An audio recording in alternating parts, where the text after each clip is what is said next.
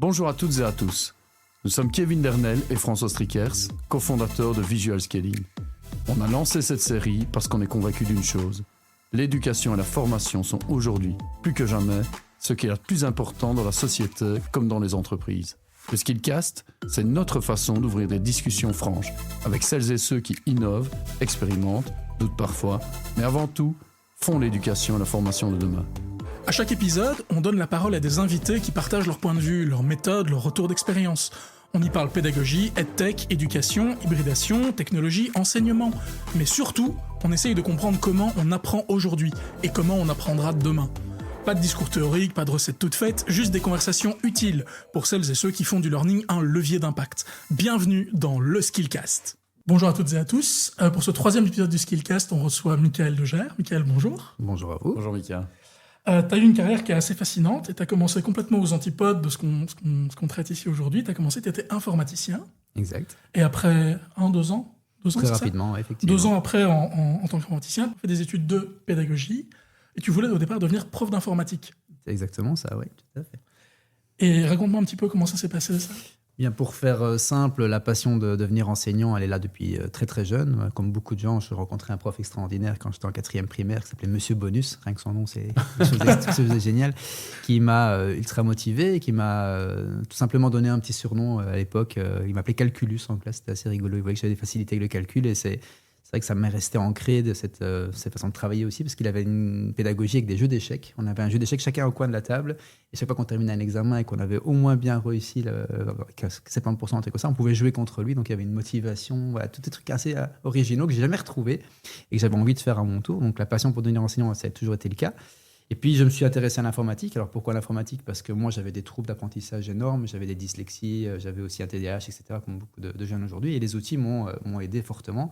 J'avais une logopède qui m'a conseillé de prendre l'outil informatique, qui au bout de quelques séances a dit écoute, en autonomie, continue, utilise ces outils, avance là-dedans. C'était l'époque où les machines tombaient en panne tous les 10 minutes, donc on a appris à les démonter, les remonter, etc. Et puis voilà, cette envie d'être prof, cette passion pour l'informatique et cet outil qui m'aidait beaucoup, mettre les deux ensemble a fait que j'ai voulu devenir prof d'info. J'ai donc commencé à étudier l'informatique, parce qu'après on pouvait devenir prof d'info, c'était ça à l'époque. Puis il y a eu un décret Bologne qui est venu tout chambouler, donc j'ai pas pu devenir prof d'informatique, j'ai été informaticien, mais un peu déçu, je voulais enseigner, pas juste... Manquait quelque chose. Ouais, c'est ça. Ma passion n'était pas complètement rencontrée. Mais j'ai eu une chance incroyable, c'est que la directrice de là où j'ai fait mes études d'informatique m'a un jour téléphoné en disant écoute, il y a une opportunité, il y a une pénurie, on n'arrive pas à trouver, etc. On peut engager sans les bons titres. Juste là maintenant, il y a un petit créneau, tu peux rentrer. J'ai dit écoute, oui, je lâche tout. J'ai beaucoup perdu, c'est un chouette métier, bien payé, etc. Mais voilà, je suis perdu de l'argent, mais j'ai perdu aussi en qualité de vie globale. Mais j'ai retrouvé ma passion, ce qui était prioritaire pour moi. Et donc, j'ai pu commencer comme prof et en tant que prof de bureautique chez les pédagogues et chez les futurs éducateurs. Et dans les cours de bureautique, ça n'a pas été vraiment un gros défi. Quand tu es informaticien, c'est un peu léger comme enseignement. Puis c'était des cours de 12 heures, répétés 10, 15, 20 fois pour les différentes classes. Et on s'est vite rendu compte que d'un côté, moi, j'étais insatisfait de ce que j'enseignais. Et d'un côté, les apprenants, quand tu fais tes futurs profs ou tes futurs éducateurs, apprendre Word, Excel et tout ce qui en découle, c'est pas hyper motivant. Donc, j'ai questionné un peu ça avec plein d'autres personnes dans le même moment. Et on a commencé à réfléchir à il faut enseigner autre chose. Les outils numériques qui viennent changer la vie des élèves, la vie des enseignants, tout ça est en train de se développer. C'était le début d'Internet, c'était le début de beaucoup de choses à ce moment-là aussi. Et voilà, on a sauté sur l'occasion, on s'est rencontrés, on a travaillé ensemble et on a évolué. Puis il y a eu 2-3 situations aussi de la vie de tous les jours qui ont fait que ça a été poussé un peu plus loin, parce que j'ai moi-même, les chiens ne font pas les chats, j'ai un de mes enfants qui est lui-même aussi atteint avec pas mal de troubles, et on l'a équipé, on l'a fait rentrer dans un enseignement dit classique, alors qu'il aurait dû être accompagné de manière plus individuelle ou dans un contexte différent de l'école. Il a réussi à tout faire grâce aux outils, et donc en le suivant et en découvrant ce qu'il était capable de faire, et moi avec mon job, ça a coïncidé à tel point que ma femme fait le même boulot aussi aujourd'hui, les technopédas aussi. Donc voilà, c'est un microcosme qui s'est mis autour des troubles et qui a fait évoluer. Et aujourd'hui, on fait ce qu'on peut avec ce qu'on a appris et découvert. Tu me parles du métier de technopédagogue. Tu as fait partie des premiers technopédagogues qui avaient un vrai contrat de technopédagogue en Belgique. Oui, c'est vrai que quand on a commencé, technopédagogie, c'était un mot qui n'existait pas. Donc là, on rigolait un peu nous, parce qu'on se dit s'il faut des pédagogues pour la technologie, il faudra des ciseaux-pédagogues, il faudra des pédagogue, il faudra pour tous les outils. Mais on s'est rendu compte qu'il y avait quelque chose à construire. Et on s'est retrouvés, comme je disais, un collectif, je pense à Nicolas Roland, François Jourde, Marcel Lebrun, des gens comme ça, qui à l'époque étaient les premiers, qu'on appelle aujourd'hui technopédas, à se poser des questions là-dessus. Certains à écrire, d'autres à tester sur le terrain, etc. On s'est retrouvés tous ensemble et on a commencé à essayer de trouver un nom et un contrat. On n'a pas encore réussi vraiment à avoir un statut de technopédagogue avec un contrat en tant que tel, mais dans les années 2018-19, on a commencé à voir apparaître des offres d'emploi où le mot technopédagogie arrivait. Et donc, on a commencé à postuler les uns et les autres. Alors, on engageait tout derrière ces titres parce qu'il n'y avait pas de formation. Aujourd'hui, il y en a un petit peu en Belgique. Et voilà, collectivement, on a avancé. On a créé ce job involontairement. Aujourd'hui, on en emploie beaucoup de technopédagogues en Belgique. Donc, on est très, très fiers de ça. Il y a plus grand monde de cette équipe-là qui aujourd'hui est encore technopédagogue parce qu'on a évolué vers d'autres. Mais on voit que la relève, si je peux appeler ça une relève, c'est un peu prétentieux. Mais en tout cas, ceux qui prennent la suite maintenant continue avec une qualité et avec des outils qu'on n'avait pas, donc c'est extraordinaire. Et ouais, on est très content de voir que ça. Je crois que Nicolas Roland, il a fait une studio maintenant. C'est ça, oui, effectivement. Il fait toujours ce genre de choses. Lui, il est en train d'accompagner effectivement des services publics et autres dans la formation. François Jourde, par exemple, je pense à lui aussi, lui s'occupe des écoles européennes, des projets numériques des écoles. Moi, j'ai pris la direction d'une école. Christophe Laduron, qui était aussi dans les premiers, s'est maintenant lancé dans la carrière de jeux vidéo. Donc, on a tous un peu bifurqué, parce que je crois qu'on est tous un peu TDAH d'une certaine façon, et qu'au bout d'un moment, on doit bifurquer vers notre hyperactivité doit toucher autre chose. Mais, je connais. Tant que tu connais.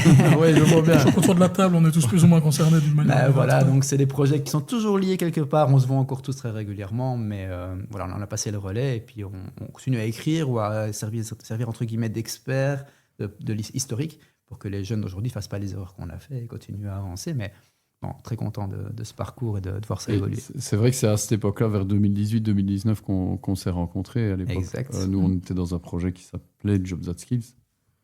Moi, je me souviens très bien de cette époque-là où je présentais un plan stratégique où je disais, en fait, il faut équiper des salles, il faut miser sur le digital, et on nous regardait comme des ovnis. Exact. Mais je sortais de la direction d'un centre de formation. On avait tout digitalisé avec Moodle, dont tu n'as pas évoqué, mais tu es également un expert.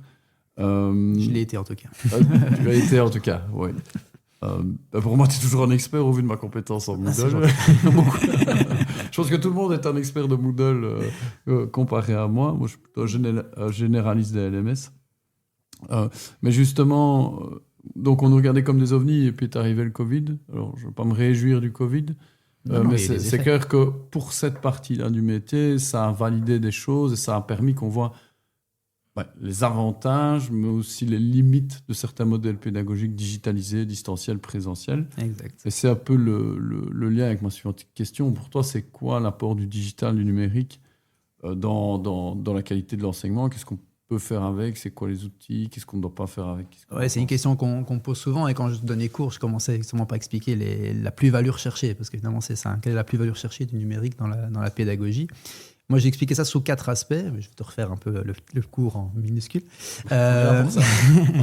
Écoute, je partage en tout cas l'expérience. Première chose, on en a déjà parlé, donc je vais très vite avancer là-dessus, c'est la remise à l'alignement de l'équité. Donc, tous les élèves avec des troubles, avec des difficultés, forcément, si on peut les équiper, c'est comme mettre des lunettes à quelqu'un qui ne voit pas bien.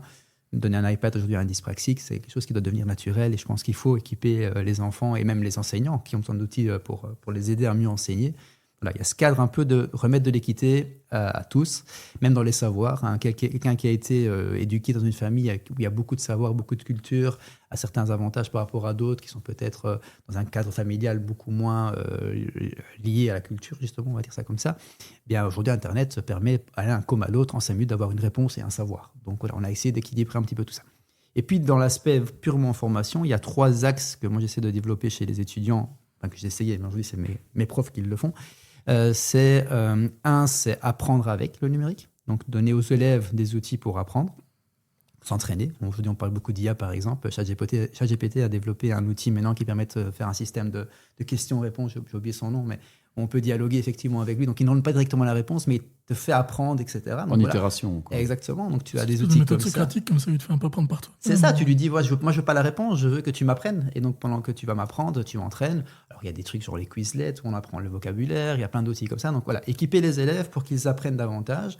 et aussi pour qu'ils se renseignent davantage. Aujourd'hui, aller voir une vidéo YouTube et apprendre tel ou tel élément supplémentaire à ce qu'on a appris, ou un autre prof qui m'explique autrement, c'est l'accès au savoir qu'il faut prendre. Deuxième axe, c'est l'axe enseignement, donc c'est enseigner avec. Donc ça, c'est moi qui suis prof dans ma classe, quel outil je peux utiliser à côté de moi.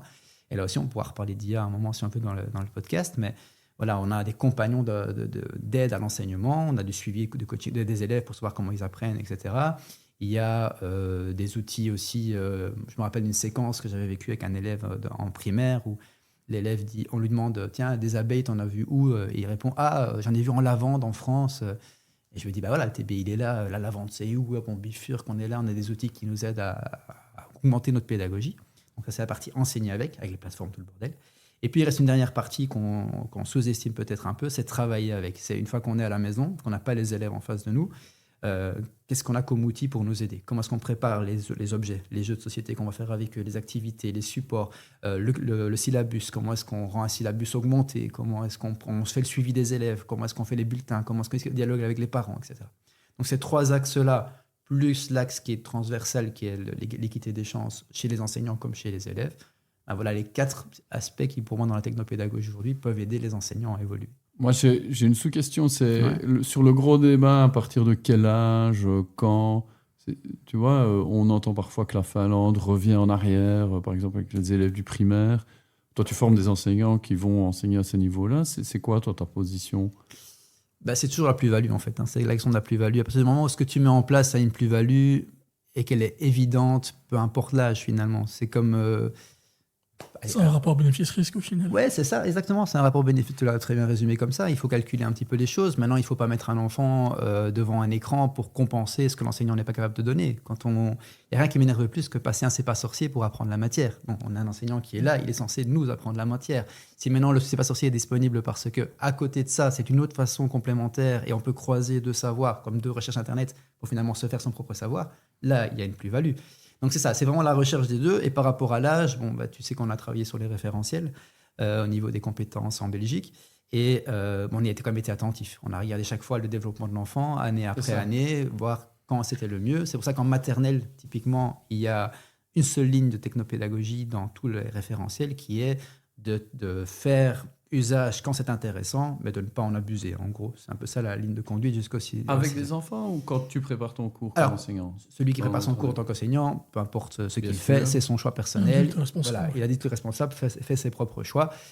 Évidemment, il a lui de trouver le juste milieu pour qu'il se sente bien et que ça soit efficace dans le contexte dans lequel il enseigne.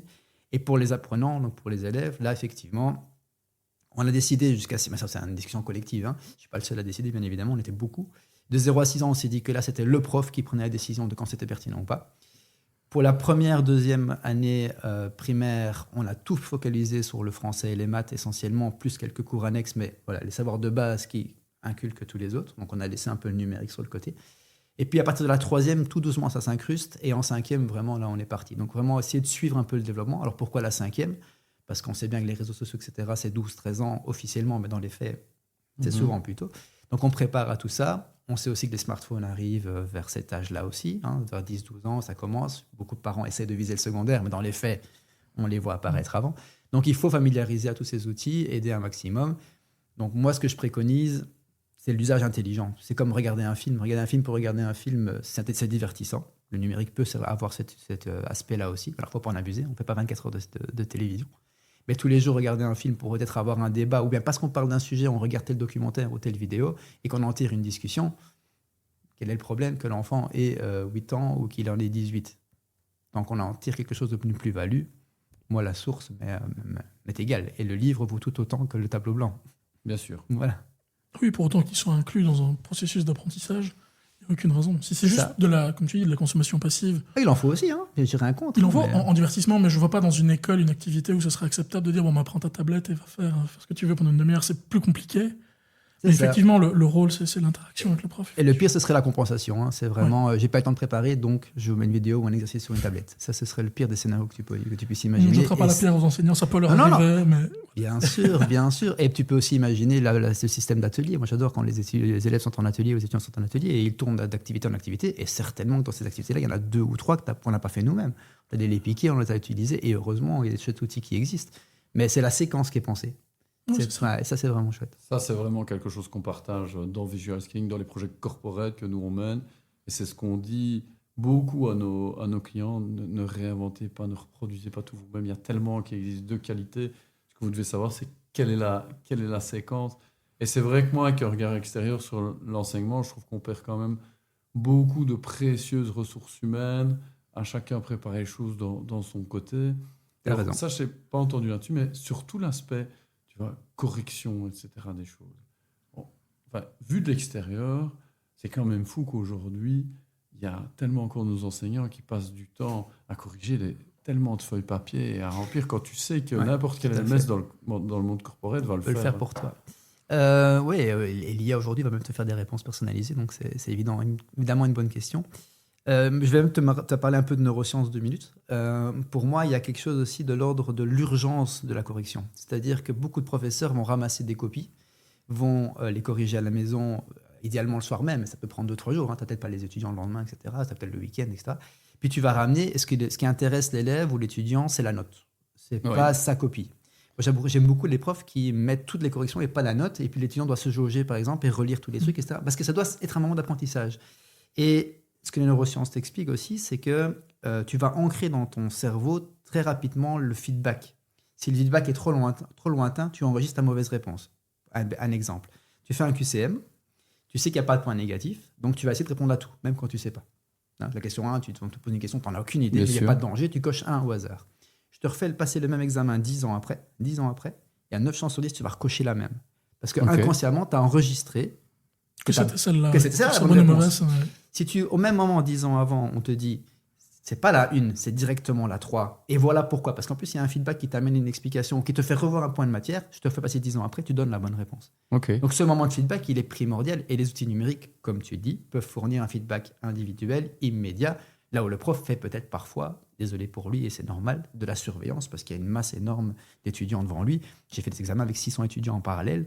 C'est pas du feedback individuel. Par contre, tu peux créer ton dispositif. Moi, j'ai déjà fait un examen avec 400 étudiants en même temps, où c'était Plickers à l'époque. Donc, on scannait des QR codes, je me souviens de ce truc-là. Et les étudiants avaient en temps réel les questions, les feedbacks. Et en plus, sur de l'examen, tous les 600 copies les 400 copies sont corrigées. Mais on a eu un moment d'apprentissage. L'évaluation n'était pas un moment de vérification, ça a été encore un moment d'enseignement. Mais donc, ça serait possible.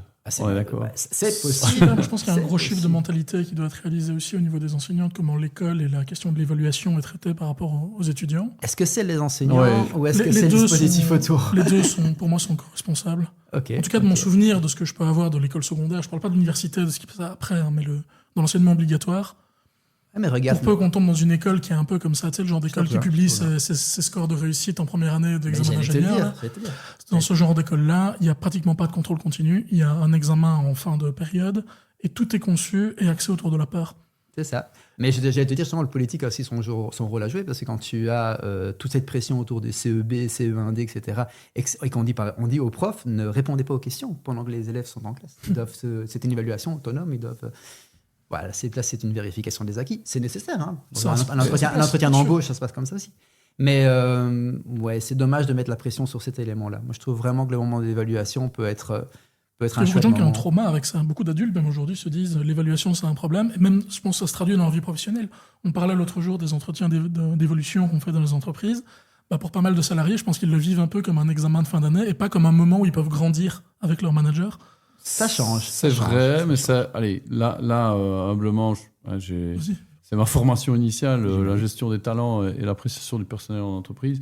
Je dirais que c'est aussi un partage entre les managers qui ont beaucoup besoin de formation, parce que comme tu le sais, on ne forme pas à devenir manager, les gens le deviennent et souvent parce qu'ils sont experts et avec peu de formation.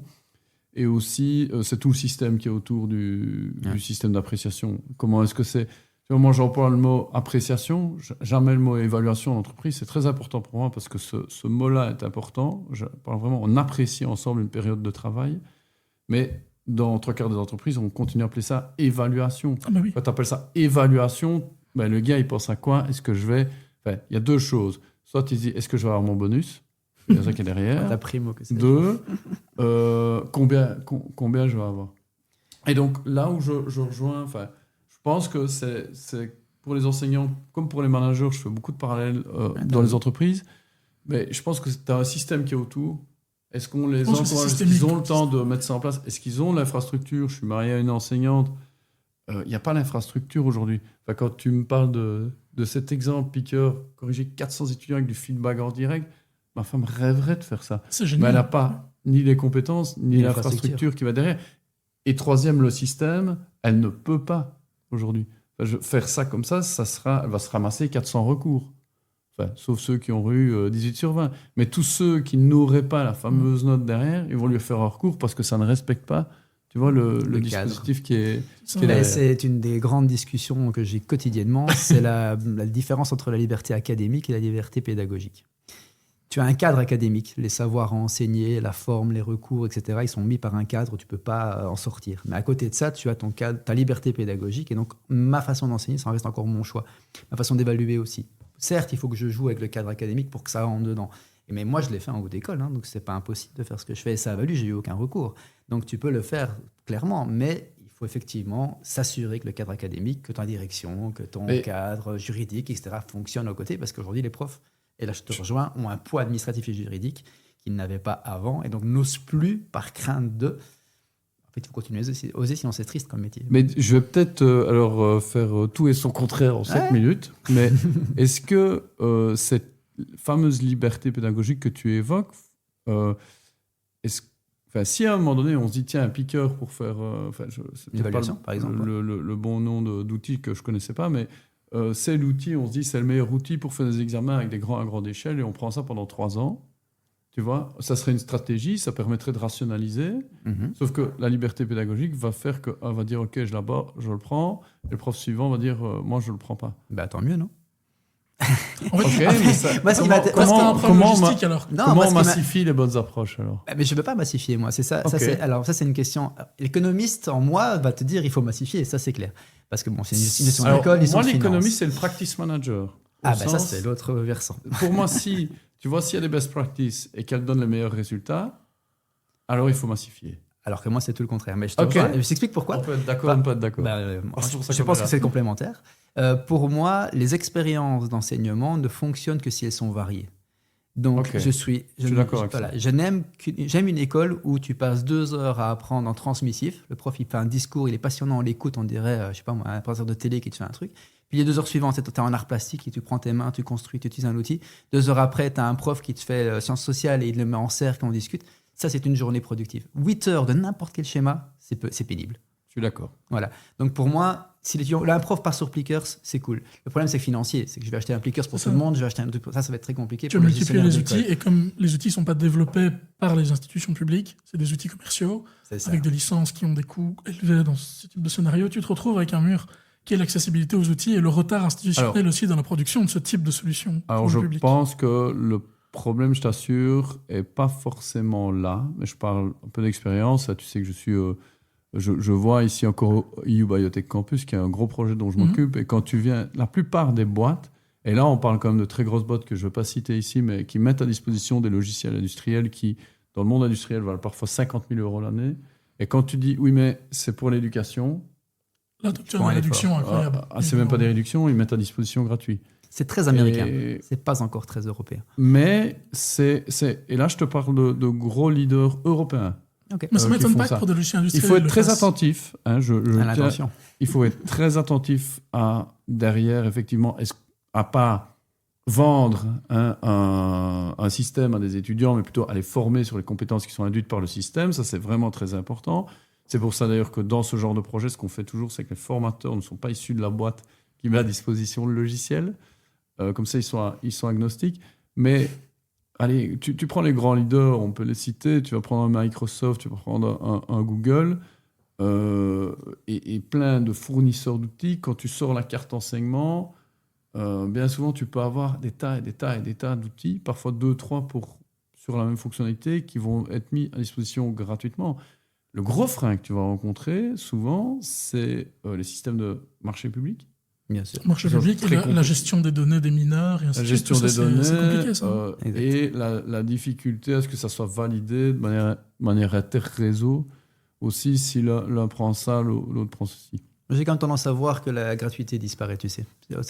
L'économie globale va pas bien, et si les écoles peuvent mettre un peu de sous, Microsoft a triplé ses prix sur les 10 dernières Tu as années. des licences éducation maintenant qui apparaissent, mais qui sont plus du tout gratuites maintenant. Tu as une réduction de 30%, 40% du prix. Ouais, ça reste intéressant. C'est cool. Hein. Pour citer une marque qui fait une grosse réduction, et c'est pas pour la mettre en avant, mais Adobe t'enlève 70% sur ses prix, donc ça reste très très chouette.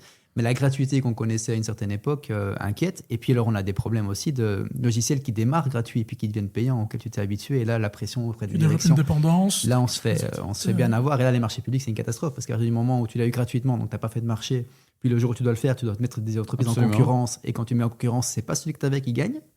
Tu crées une difficulté pour l'enseignant qui doit redécouvrir un outil. Tu as peut-être l'abandonné, qui avait tout préparé autour. Donc c'est compliqué. Ouais. Mais peut-être qu'il faut, je lance un gros pavé dans la mare, mais créer une exception éducation pour les marchés publics avec un fonctionnement particulier. Mais une exception tout court pour la question du logiciel, en fait, parce que ça met les gens dans des... Moi, j'ai la chance de mettre en place d'avoir mis en place, c'est toujours celle qui était avant moi dans l'école, mais avoir mis en place un pôle technopé, on appelle ça comme ça. Et ces personnes mettent en place la boîte à outils. C'est-à-dire et la boîte à outils, il y a plusieurs moyens d'entrer. Celui qui rentre par le logiciel, c'est peut-être encore le moins intéressant. Celui qui rentre par l'intention pédagogique, c'est super chouette. Bien sûr. Ce que je veux faire, c'est évaluer. Ce que je veux faire, c'est augmenter la compétence de mes étudiants. Ce que je veux faire, c'est ceci, cela. Et puis, en rentrant par ces boîtes à outils, ils font des trucs merveilleux dans l'équipe, encore je les félicite, tu vas trouver finalement l'outil. Et si l'outil vient à changer, mais que ton intention est toujours là, tu t'adapteras. Je suis absolument c'est pas un problème. Mais tout est une question d'intention. C'est ce qu'on dit à nos clients aussi, finalement. C'est que c'est pas tellement le fait de faire une vidéo pour ceci, utiliser tel programme pour ça. C'est quel est l'objectif ? Avec quel public et quelles sont les modalités de temps, etc. Mais une fois qu'on a tout ça...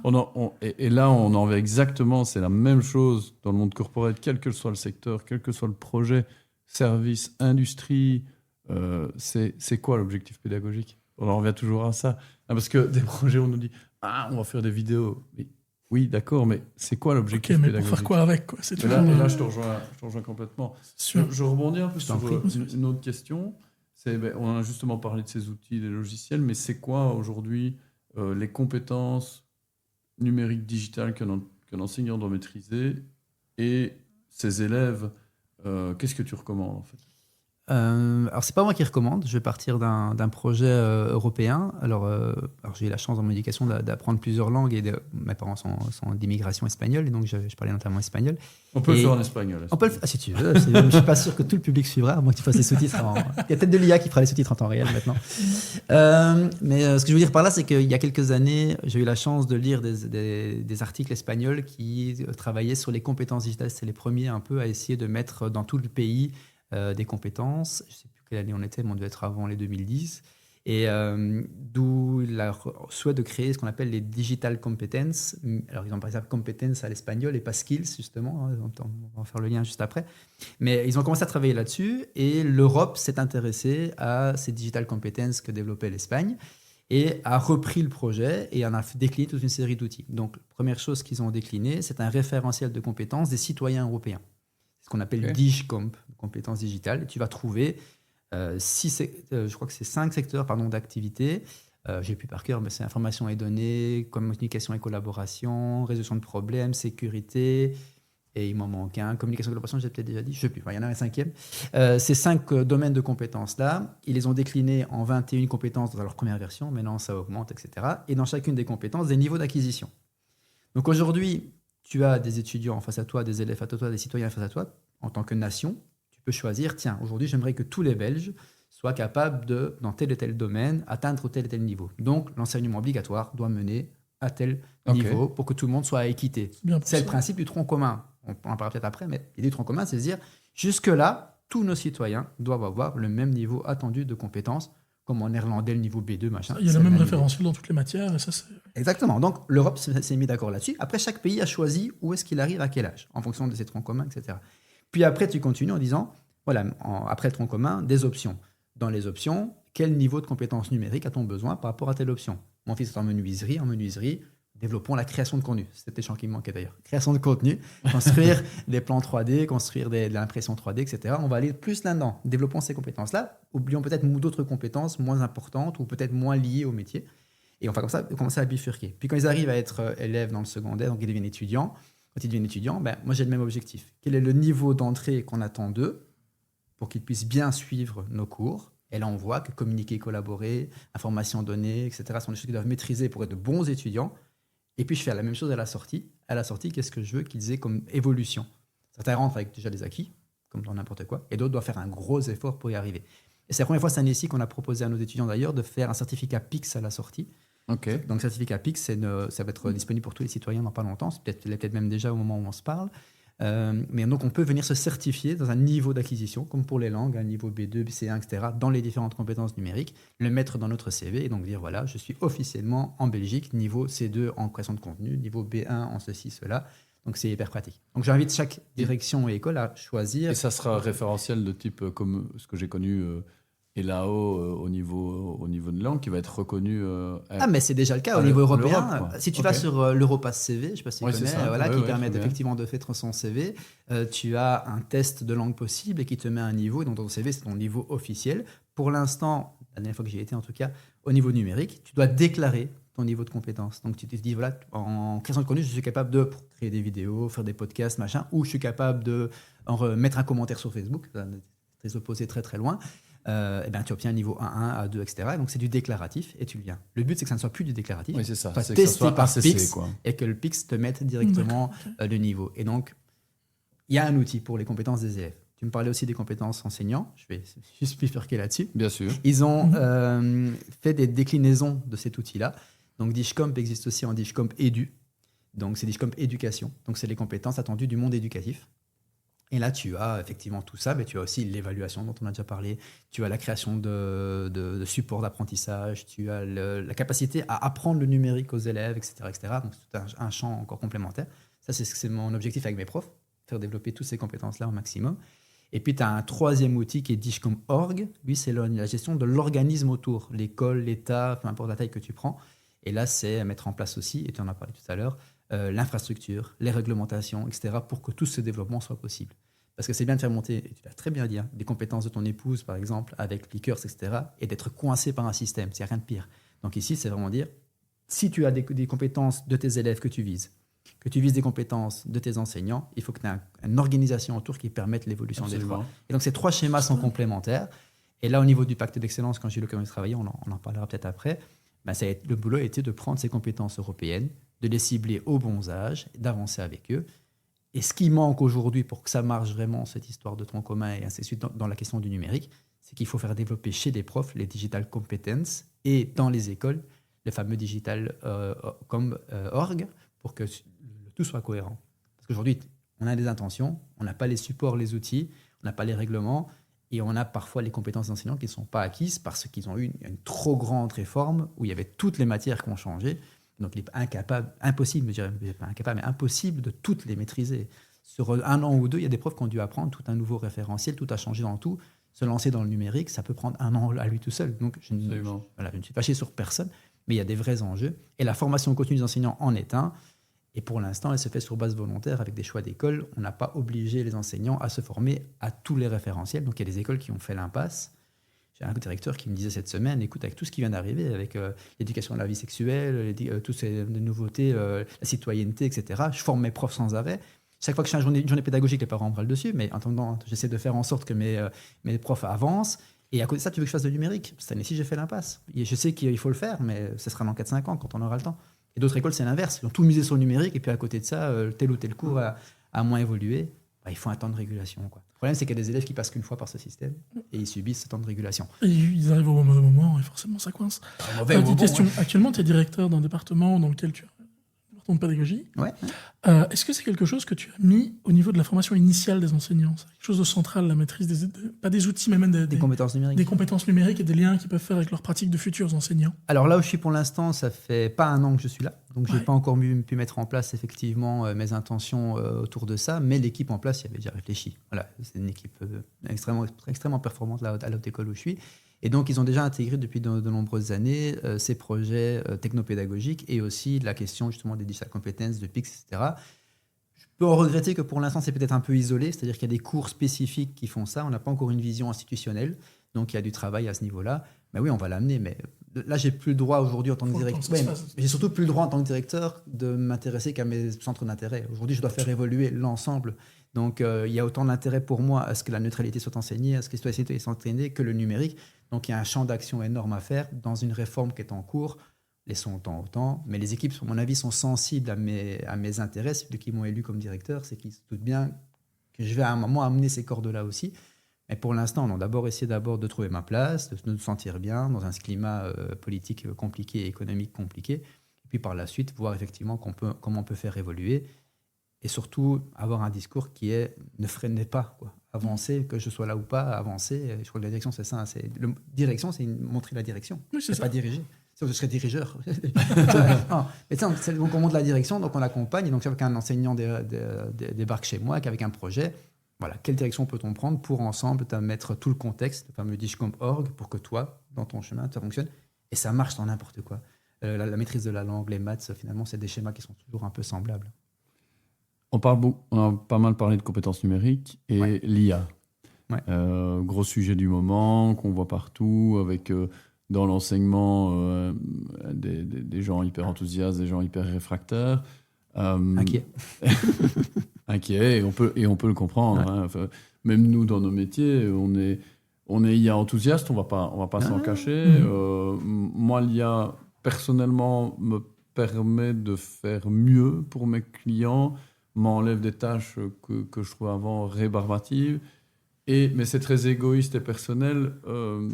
En fait, l'IA vient combler les choses où j'étais très mauvais, à savoir reformuler mon texte, bien l'écrire, vérifier l'orthographe. Donc, toute cette partie-là que les gens en profil un plus méticuleux, etc., aimaient beaucoup, moi, il vient vraiment combler mes faiblesses.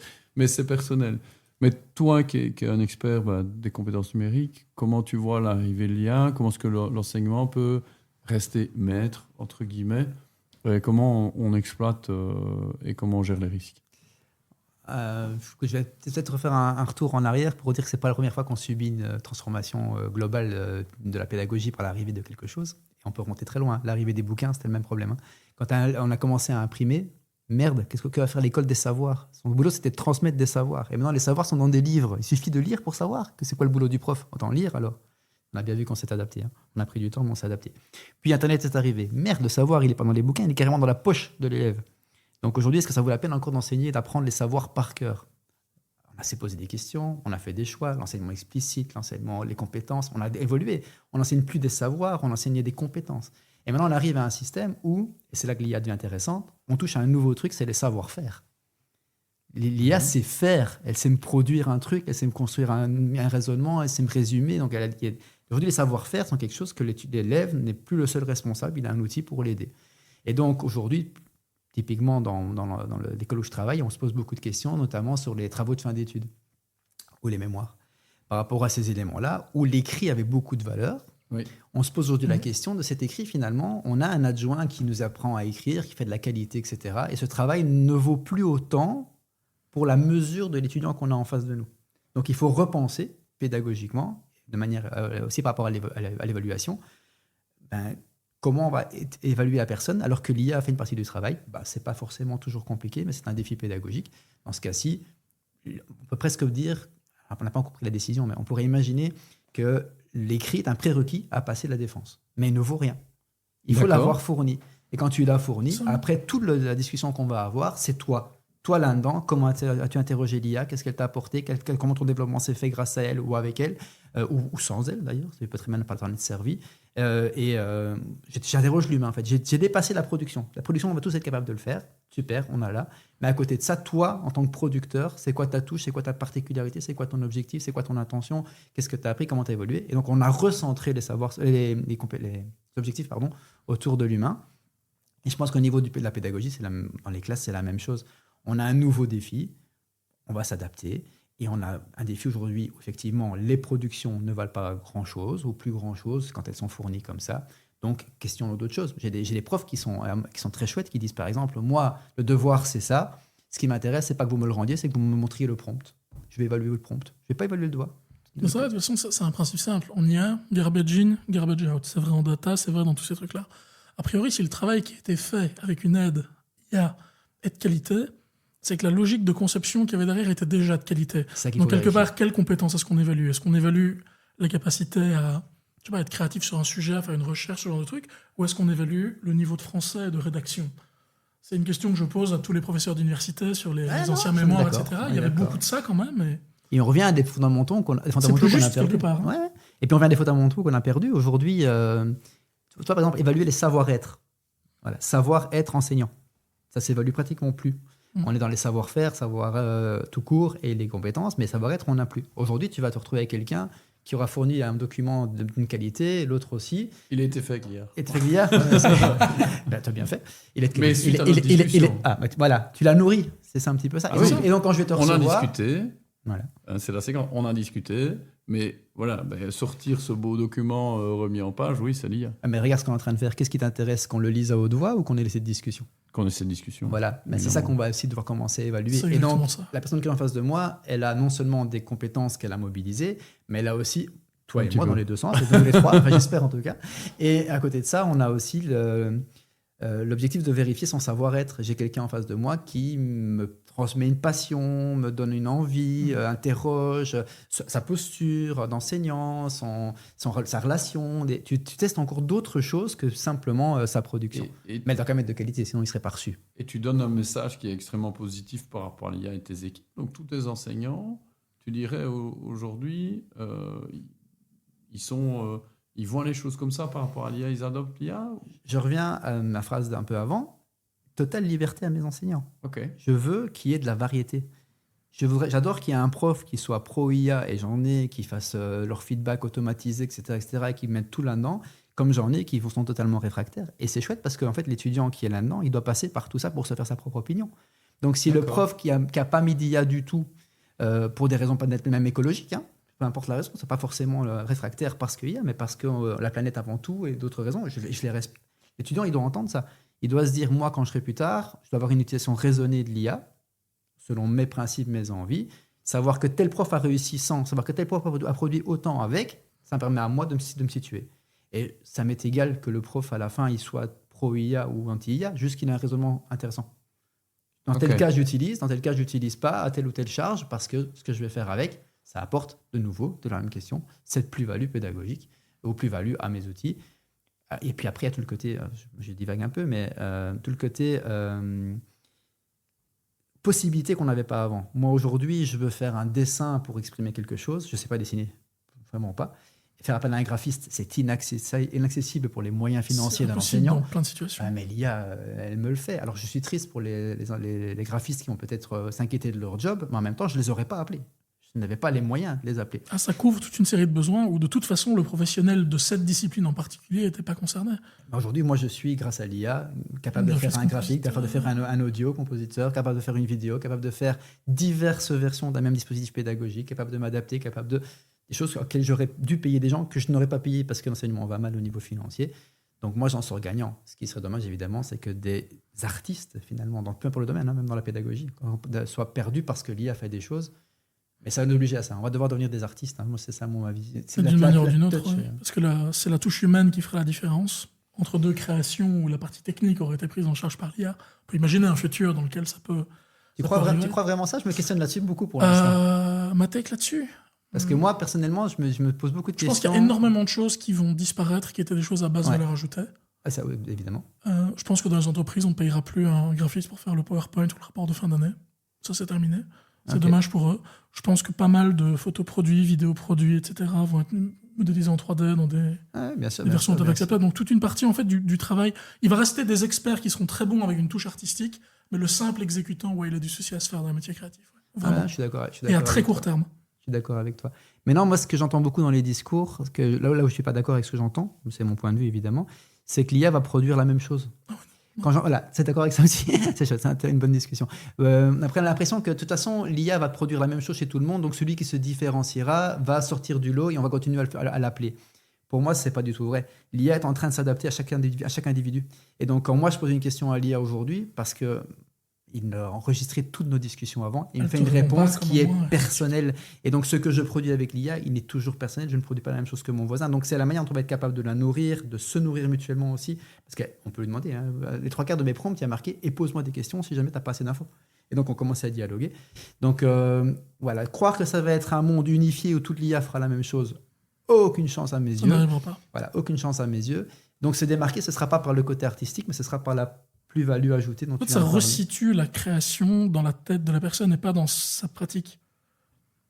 Tu connais peut-être aussi le terme, on utilise beaucoup dans l'entreprise, le terme de cobot. Oui. Donc Ouais. voilà, Robots. moi c'est ce que j'imagine. Hein. Là où on voyait les cobots dans les films, ou pour soulever une charge lourde dans Avatar, ils ont une infrastructure sur Ça. eux et ils soulèvent des trucs très très lourds. Moi je vois l'enseignant dans sa classe aujourd'hui avoir effectivement un assistant virtuel sur un écran, sur un audio, peu importe, etc., à qui tu peux lui dire écoute, Thomas, là, il n'a pas compris, sors-lui une fiche avec l'exercice dans l'autre sens, et alors lui, il a tel trouble, etc., donc adapte la taille, etc., et va faire sors-moi les machins, que je puisse continuer à m'occuper, etc. En collaboration, il y a moyen de faire un truc énorme. De lui-même, l'écran ne sait pas encore le faire aujourd'hui, et heureusement, mais en collaboration, c'est magique. C'est marrant. J'ai le même genre de rêve. Et j'ai le rêve aussi de mon gamin qui revient chez lui et qui discute avec son IA de tout ce qu'il n'a pas su apprendre, explique-le-moi différemment, qui reprend, explique-le-moi de la manière dont moi je peux comprendre, C'est ça. adapté à moi. Dans le monde corporate, on appelle ça, c'est un rêve depuis 20 ans, mais qu'on n'a jamais vraiment encore vu. Moi, je n'ai pas encore vu le fameux adaptive learning qui vient des Américains, Exactement. mais qui est... ça fait 20 ans qu'on dit, bah oui, mais chaque parcours doit être différencié, on apprend tous différemment, on n'a pas besoin des mêmes choses au même moment. C'est d'ailleurs, en formation professionnelle corporate, un des grands écueils, c'est qu'en fait, tu rentres dans une boîte et en fait, tu n'as pas du tout les mêmes besoins que ton collègue parce que tu as un bagage précédent. C'est impayable de créer des parcours différenciés parce qu'il faut massifier en entreprise, sinon ce n'est pas finançable. Mais par contre, avoir ton assistant IA information personnalisé qui te connaît et qui derrière te donne ce dont tu as besoin au moment où tu as besoin et qui fait ça aussi pour les élèves en allant chercher dans des ressources ou en réexpliquant, moi, je rêve de ça. Bah, écoute, on s'est rencontrés au meilleur des moments. Tu travaillais sur les MOOC et c'est les Spock et tout ce genre de trucs à l'époque. Et moi, il n'y a rien que je détestais plus que ça. J'y bossais aussi, mais je détestais le concept de MOOC. C'était massifier l'enseignement, c'est-à-dire prendre des grosses cohortes, transmettre. Au départ, c'était des vidéos. Puis là, on s'est rencontrés, on s'est trouvé des points communs parce qu'on s'est rendu compte qu'on perdait beaucoup d'étudiants qui n'allaient pas jusqu'au bout pour diverses raisons. Et souvent parce qu'on était un pion dans la masse. Donc, à partir du moment où on a commencé à intégrer dans les MOOC des parcours individualisés, des questions spécifiques, mais aujourd'hui, l'IA produit des questions qui sont liées au parcours de l'étudiant. Rentre ton parcours, explique un peu et tout est adapté.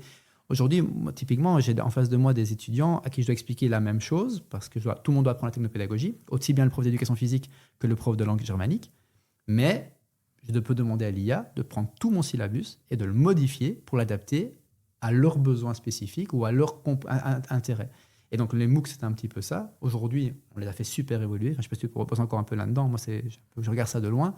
Mais quand je suis, moi, un MOOC, j'ai l'impression de faire partie d'un truc qui s'adapte et je m'accroche, quoi.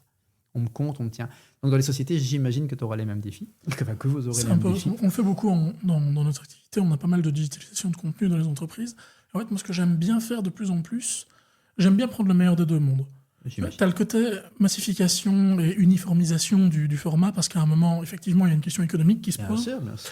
Il y a aussi l'accès à tous ces outils d'IA et d'adaptive learning qui ne sont pas encore implantés dans les entreprises et qui ne sont pas conformes pour des raisons de compliance. Il y a plein d'aspects juridiques, techniques et économiques qui sont à prendre en compte, mais à l'intérieur de la bulle des possibles, on va dire ça comme ça, moi j'aime bien prendre le meilleur des deux mondes. Un truc que j'adorerais faire plus souvent dans les entreprises, c'est des banques de savoir, par exemple. Plutôt que de faire un parcours où tu commences à un point A et à un point B, tu mets à disposition des ressources et un système pour les trouver et tu fais changer un comportement pour aller chercher ça. Plutôt que de poser systématiquement la personne devant un e-learning en disant tu vas faire tout ton e-learning, tu vas répondre aux 23 questions à la fin et si tu n'as pas 80%, tu recommences. Ça, c'est... Mais pour les néophytes, c'est permis de conduire. Hein. C'est ça. Le permis de conduire, c'est 3 ou 4 formats différents, filière libre, etc. Certains ont besoin de 200 heures, d'autres en ont besoin de 10. Certains vont lire le code de la route une fois, l'auront retenu, l'autre vont le pratiquer pour le retenir. Voilà, chacun son chemin. Tant qu'au final, on a l'objectif. Voilà, la différence, c'est que vous allez accompagner effectivement des scénarios individualisés dans une massification économique. C'est un défi. Mais l'IA va vous aider. L'idée, c'est de le construire. Finalement, tu peux avoir des contenus qui ont été massifiés. Tu peux filmer une vidéo. Parmi une vidéo, il n'y a rien à faire. Tu dois à un moment aller tourner une fois, elle est faite. Mais l'idée, c'est de ne pas obliger la personne à passer par le même chemin. C'est ça pour moi qui joue. C'est pas tellement les ressources, c'est plutôt le chemin qu'on utilise pour y parvenir. Après, tu peux avoir des croisements. Hein. Tu peux commencer à un point, prendre 4-5 chemins, te retrouver à la vidéo et puis continuer à avancer, etc. Pour embrayer sur une autre partie de ton parcours, on va peut-être venir au pack d'excellence. Ok, ça marche. S'il y a des gens qui nous écoutent qui ne sont pas belge, Familiarisé. francophone, donc le pacte d'excellence. Je vais te laisse expliquer ce que c'est. En gros, c'est une Xème réforme, évidemment, de l'enseignement, et avec toute une série de propositions qui ont été mises sur la table. On appelle ça les avis du pacte, écrits par, pour une fois, et ça c'est une plus-value qu'il faut quand même laisser, par les acteurs de terrain. Donc on a été réunis en grand nombre, à des dizaines, voire des centaines de reprises, pour que chacun puisse donner son avis. Et puis une fois que tous ces avis ont été recueillis, il y avait un document unique qui est sorti, et cet avis a été utilisé pour réformer l'enseignement autour du pacte d'excellence. Donc quand j'entends aujourd'hui pour le Belge, les Belges cette fois-ci qu'on est pour ou contre le pacte d'excellence, ça n'a aucun sens. C'est un ensemble de réformes. On peut au sein du pacte d'excellence être pour des choses ou contre des choses, mais globalement, ou alors on est anti-réforme. Évidemment, on aime bien le système actuel, on ne peut pas le réformer. Mais de manière globale, des propositions du style augmenter l'accompagnement en préscolaire, personne ne peut être contre l'idée qu'il y ait plus d'enseignants pour moins d'élèves en préscolaire. Ça ne peut être que positif pour l'enseignement. À l'inverse, dans les dispositions, par exemple, il y a l'allongement du tronc commun. On passe maintenant de la 2e secondaire, on faisait des choix d'options, à la 3e secondaire. Donc pour nos amis français, à 14 ans, on choisissait, maintenant on choisit à 15, pour ceux qui ont un parcours linéaire. C'est pas compliqué. Je vais faire comme la moitié des gens qui réagissent. Je prends mes enfants comme exemple. J'ai un enfant, il ne savait pas quoi faire, il était à l'aise dans tous les cours, il a adoré que le tronc commun, l'idée que le tronc commun a évolué, parce que pour lui, c'est toucher à plus de disciplines, c'est plus de temps pour choisir, c'est super. Et puis j'ai un deuxième qui sait ce qu'il veut faire, qui a du mal avec l'école, qui attend qu'une seule chose, c'est d'être dans son option parce qu'il veut faire que ça. Et tout le reste, il n'y arrive pas. Et donc lui, il déteste le tronc commun parce qu'à 14 ans, il avait déjà fait ses choix. Donc voilà, je crois que chacun a son avis, tout le monde a raison d'une façon ou d'une autre, mais cette réforme vise à essayer de contenter le plus grand nombre avec des bons choix, des mauvais choix. Chaque citoyen est libre de s'opposer à l'un ou l'autre des dispositifs. Et vu de l'extérieur, Ouais. C'est vrai que quand on n'est pas dedans, on se dit c'est quand même un processus qui a pris beaucoup de temps, vu de l'extérieur. Et de l'intérieur aussi. Et donc parfois on voit quand les décisions qui sont prises du pacte d'excellence, je critique pas les gens, je regarde un processus, et on voit les changements que ça génère. Vu de l'extérieur, on se dit ok, tout ça pour ça. Et c'est souvent dans le monde corporate ou le monde du learning qui n'est pas dans l'enseignement un peu ce qu'on dit. Donc c'est très facile à dire vu de l'extérieur, on n'est pas dedans. Non, tu as raison, mais je pense.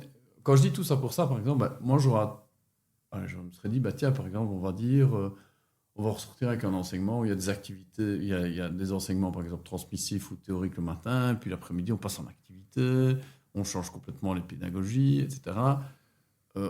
Et on en ressort, tu vois, avec l'allongement du tronc commun, ok. Je me souviens je riais beaucoup avec ça, et de nouveau, je ris pas les gens, mais où je me souviens qu'il y avait eu 24 mois de débat, tu confirmes ou pas, pour savoir si on faisait des heures de 50 minutes ou de 40 ou de 45. Ou d'une heure, oui. Ou d'une heure. Et que ça, mais je me dis, mais pour nous, vu de l'extérieur, ça semblait des changements à la marge. Ouais. Ah, je comprends. J'assume complètement ce que je dis. Mais c'est allez, toi, tu étais dedans. Compromis. Donc, et avec un immense respect pour les gens qui ont passé du temps, qui ont fait ça sur leur temps libre, la plupart des gens, en plus de leur boulot, ils n'ont pas touché d'argent pour ça. Il faut le dire aussi, ça. C'était du bénévolat. C'était du bénévolat. C'est quoi les grands apports et pourquoi on n'a pas accouché avec quelque chose de vraiment qui change tout, en fait? Je vais faire un lien avec le monde de l'entreprise pour que tu vois vraiment la différence entre le service public et l'entreprise. Autant l'entreprise, tu peux te dire, tu as un leader, un peu ton patron, quoi, mec. Tu le vois comme un leader, tu vois, comme quelqu'un qui te pousse vers l'avant et qui a un projet sur 10, 15, 20 ans et qui t'amène avec lui, etc. Le politique, c'est tout le contraire. Le politique, c'est des projets à court terme qui, en plus, si on va élire un parti différent après, va vouloir chambouler le système précédent. Donc le pacte d'excellence, c'est un travail de 15 années. Il faut à peu près 15 années entre le moment où on commence à travailler et le moment où ça va être appliqué correctement.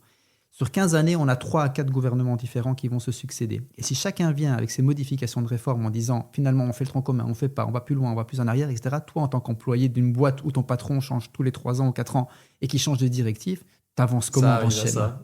Je l'ai vécu. Est-ce que tu dis ça dans les boîtes? Arrive dans les boîtes. Ça arrive. Mais tu c'est une catastrophe. Dans le service public, c'est ça. C'est compliqué. Je ne vais pas aller jusqu'à la catastrophe, mais c'est forcément un élément compliqué qui vient complexifier les choses. Et donc, là, maintenant, on a commencé le tronc commun en première primaire, il y a 3 ans, 4 ans, parce qu'on fait par 2 ans. Plus exactement les chiffres. Donc, on arrive en secondaire, et tout ce temps-là qui devait être utilisé pour former les profs de secondaire a été utilisé à se poser des questions. Est-ce qu'on va le faire? Pas le faire. Est-ce que je me lance? Est-ce que je me lance pas? Est-ce que la formation continue va les former ou pas? Et là, on a reçu un document de la ministre au début de cette année-ci où on annule toutes les formations liées à l'arrivée du tronc commun dans le secondaire. C'est en septembre, bordel. Enfin, il faut y aller, quoi. Et donc, on annule tout sans raison. Il y a eu des sorties médiatiques du CGEC, etc., pour dire on en a marre, on ne sait pas où on va. Et moi, je comprends que les enseignants dans ce bazar-là, ils soient en train de le transformer en modification à la marge. Parce qu'ils ne sont pas capables de s'y plonger et de faire tout ce qui est intéressant dedans. Et je crois que c'est capable dans le sens, pas les compétences, capable au niveau de... Mais on veut quoi de moi demain? Je m'y perds. Le burn-out des enseignants, il est lié à ça aussi. L'instabilité politique, l'instabilité des réformes.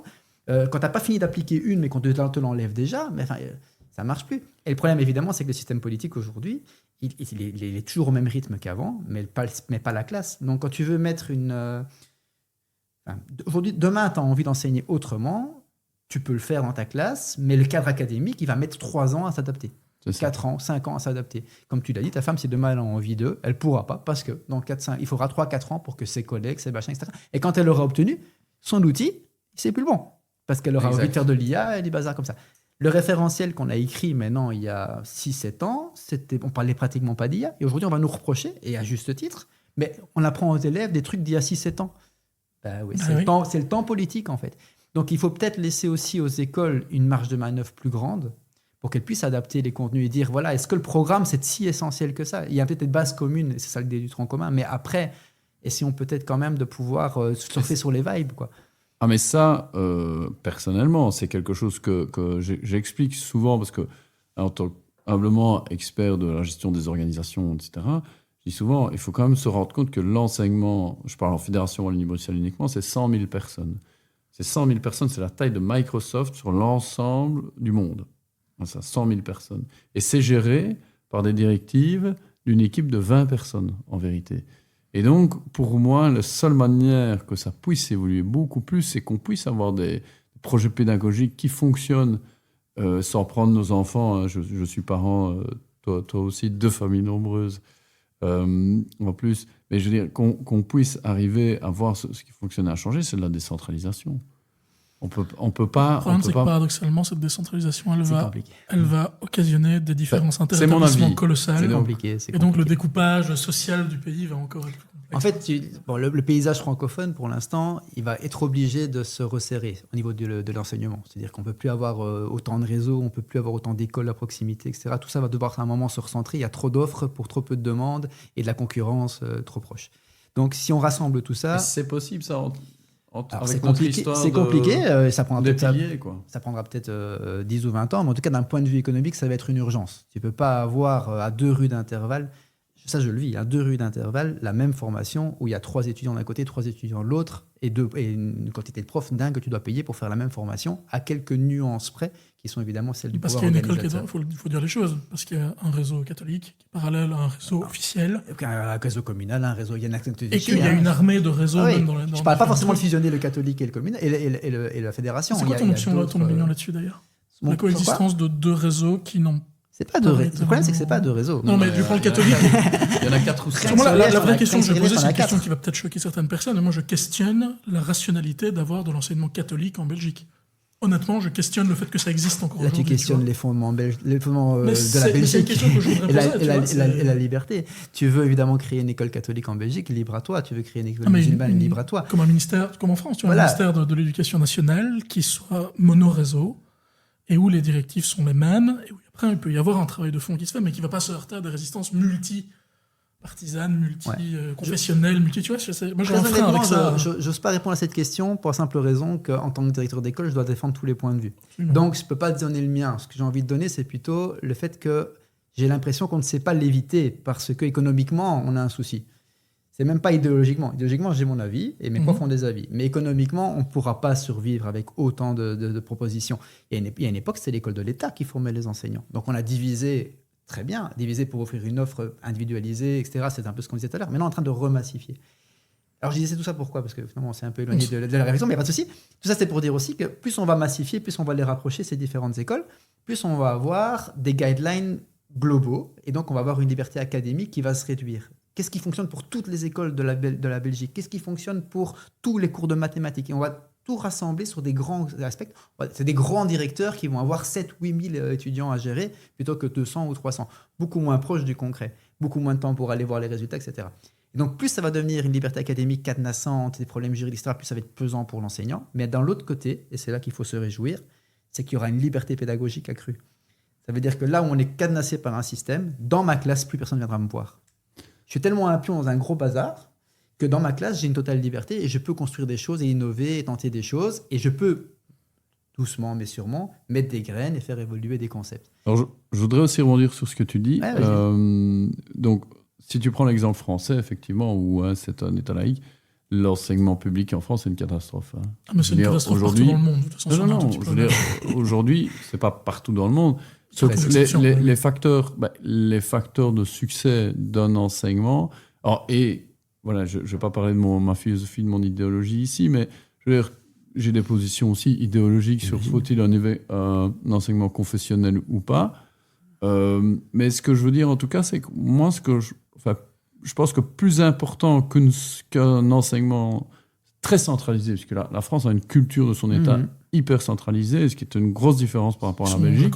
Et ça se vit aussi même dans le corporate, dans le management, c'est vraiment très différent. J'ai commencé ma carrière dans une boîte française, je peux en parler. J'ai commencé chez Météo France. Donc. Mais, je veux dire, voilà, quand tu regardes, que ça soit étatique, centralisé ou pas, c'est une question d'efficience, quelque part. Quels sont les enseignements les plus efficients? Les enseignements où on a pensé la pédagogie en fonction de l'expérience des apprenants, où le métier de prof est valorisé, bien rémunéré et valorisé socialement et intéressant. Enfin, tu as quelques facteurs comme ça. Et après, effectivement, il faut rationaliser. Mais c'est le politique, hein. Tu as la gauche, tu as la droite, et en fait, la réponse est certainement au milieu. Hein. Et c'est un petit peu ça, parce que tu peux très bien tirer les conclusions du système français en disant ils ont des qualités et des défauts. D'ailleurs, c'est assez drôle. On vient de reformer l'enseignement supérieur pour s'adapter au système français, pendant qu'eux font marche arrière et viennent au système belge. Donc, on est en train de... c'est assez rigolo. Mais, en politique aussi, ils font ça maintenant. Il faut des coalitions. Non, mais par contre, à l'inverse, on a des choses aberrantes en Belgique, comme par exemple, quand tu as la malchance d'avoir un ministre de l'enseignement obligatoire qui n'est pas dans le même parti que le ministre de l'enseignement supérieur, tu as des stupidités politiques qui se mettent en place par confrontation d'idéologie. Et donc, est-ce qu'on va enseigner aux professeurs les programmes de l'autre partie dans l'obligatoire? Ça n'arrive jamais en France. Tu as un ministère de l'Éducation, donc tu as un discours cohérent. Donc c'est cool.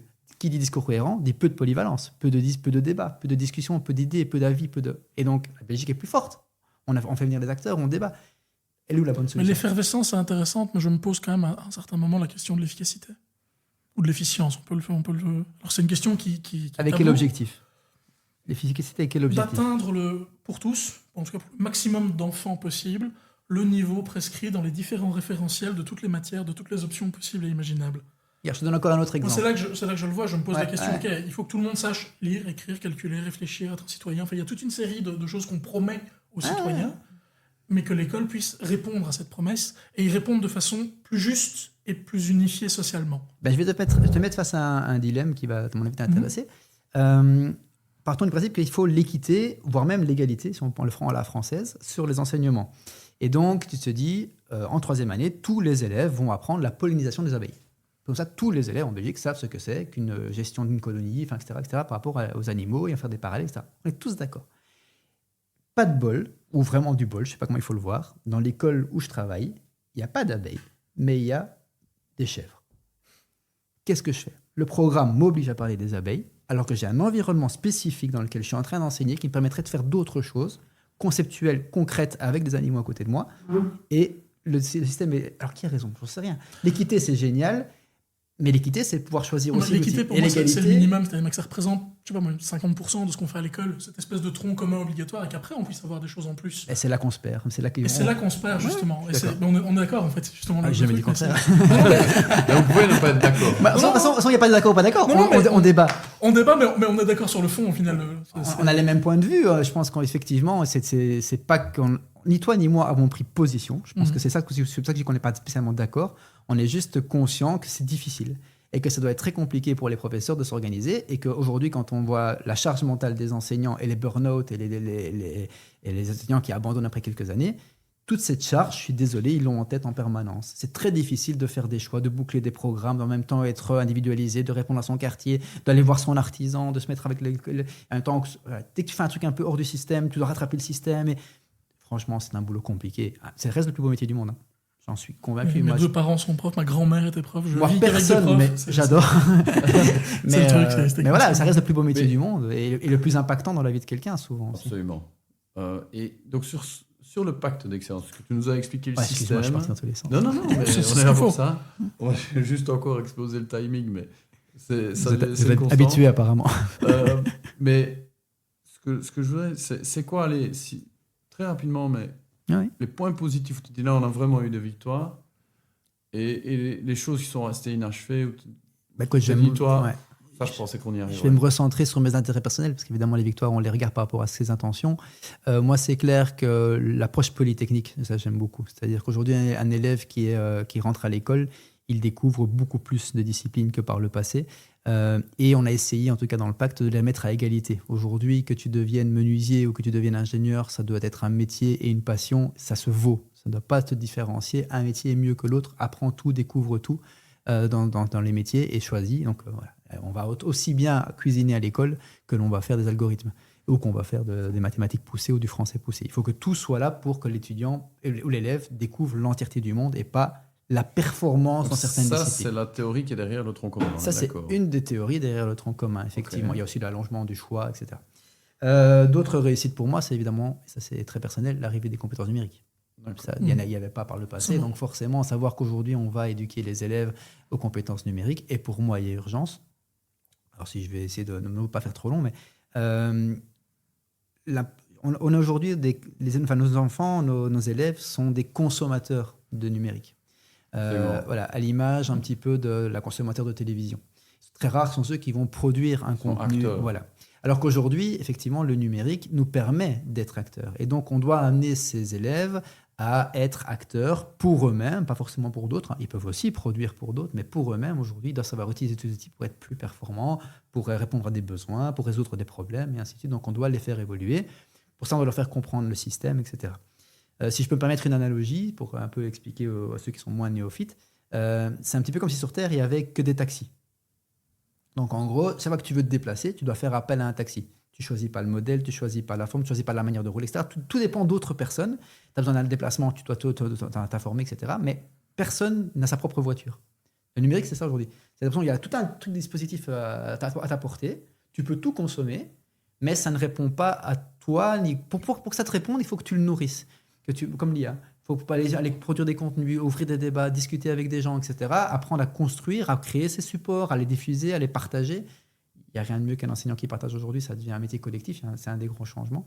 Donc, je suis un peu perdu dans mes pensées, mais tout ça avec l'image du taxi te permet de comprendre que... je me suis perdu, je vais un peu te recouper. On était sur Excuse-moi.